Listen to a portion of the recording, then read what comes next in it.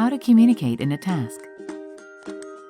By using COR as your communication platform for a project, you will achieve centralizing the exchange of project information, obtaining a complete and secure record of messages and documents. These functions are exclusive to users who have access to a project's tasks. Use COR as a designated space for conversations, file delivery, and modification requests for the entire team to work efficiently and organized in the project development. Messages and labels.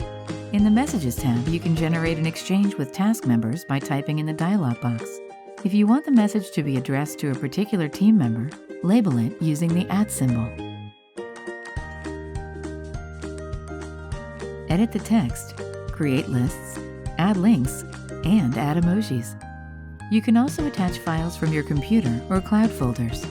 Everyone in the task will receive a notification each time a user uses this dialog box. Click on the Send button.